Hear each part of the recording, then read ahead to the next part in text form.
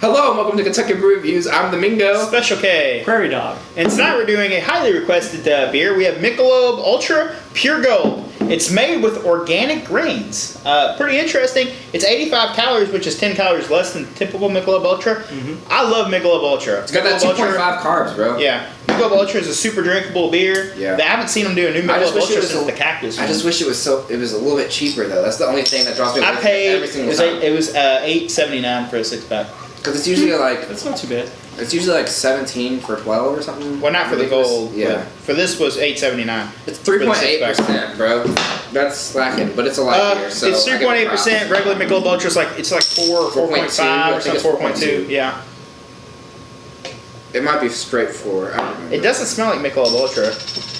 Michelob Ultra is very crisp.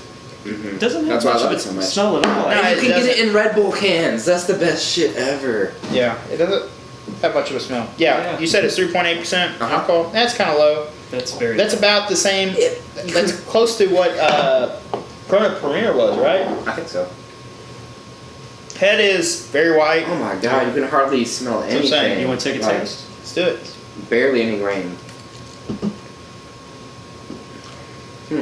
Oh wow.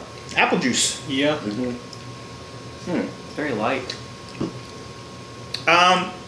Stupidly drinkable. Yeah. Big carbonation bite. Definitely. It's definitely got a different flavor than regular Michelob Ultra. It's got like a... it's like weird and apple juicy, but also like buttery and like... I don't know what's going on with this. There's not a ton of flavor here. You know what it tastes like? No. It sort of tastes like Michelob Ultra if you get it on tap. A little bit. It has a tiny bit, like almost like corn at the back end. It's a tiny bit bready. When I say these flavors, like they're barely noticeable. It's closer to carbonated water. It really is. Mm-hmm. By the time you're drunk, if you were to drink this, it's going to taste like sparkling water. Yeah. Genuinely. It's 85 calories. It's made to be light beer. There's absolutely zero things offensive in this beer. No. And that's what I'm It's not really doing going anything for. spectacularly either. So. Yeah. It is in clear bottles, and it has a relatively short shelf life. These just came out, and this expires May. That's very short shelf life. It is in very clear bottles. You know, the real question is it gluten-free?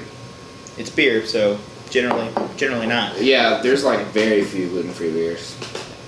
They exist though. Yeah. Ciders are gluten-free.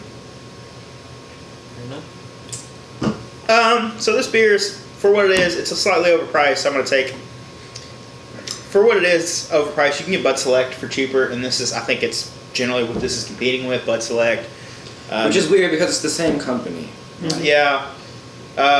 Miller, Corona Premier, this is that category. But Miller 64 is that? Miller 64 is like lower ABV. It's like 3.5%. And it's also like, it's like 64 calories or something, right? Yeah. So I'm going to give this, I think it's a 5.5. It's ever so slightly above average. It is obscenely drinkable. Now, it's not bad by any means. Giving it a 5 just means it's average. It's in 5.5, slightly above average.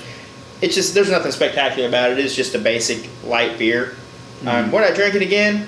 I wouldn't go out of my way to buy it, but if somebody offered it to me, yeah, I'd pound it. No problem. I'll give it a 4.5. I'm not particularly impressed by the organic grains. It's got a very low APV, and honestly, it's not doing anything for me. If somebody else had it and just said, "Hey, do you want to drink this with me?" Of course, I would accept. It's not bad by any means, but it doesn't do anything well. So, yeah, I'll go ahead and give it a 5. It's a middle of the road beer. It's a little overpriced, but you know, it's pretty solid. It does have that weird little apple juicy thing going on, but it's not terrible. Here's the verdict. Do I recommend it? If you're into drinking watery light beers, yes. But if you have a choice of this over Michelob Ultra regular, just get the regular Ultra. It's cheaper and it's better than this. It's cool that they're doing new things. It's awesome. And I really enjoyed like the cactus version they have and the pomegranate ones. Those are awesome. But they're really hard to find. And it's Michelob Ultra. It's Anheuser-Busch. So you think it would be much easier to find. Also, clear bottles are stupid. So... But Michelob makes it in the Red Bull cans, which is cool. And they make aluminum pints, too. They have lots of options for their best drinking vessels, which is cool. But I imagine something like this is only going to be available in bottles. yeah. And that shelf life, man. Yeah, it's extremely short shelf life. If it was in a can, like I said, light is the enemy of beer, so I can see that's probably one of the reasons why it has such a short shelf life. But kudos for them trying something new. If you're gonna get Michelob Ultra, just get regular Michelob Ultra. Don't go for the gold. Right. All right. Well, that's our episode. If there's something you'd like to see on the channel, you can leave a comment down below. Don't forget to like, comment, and subscribe. I'm Special K. I'm Prairie Dog. And I'm the Mingo. Thanks for watching.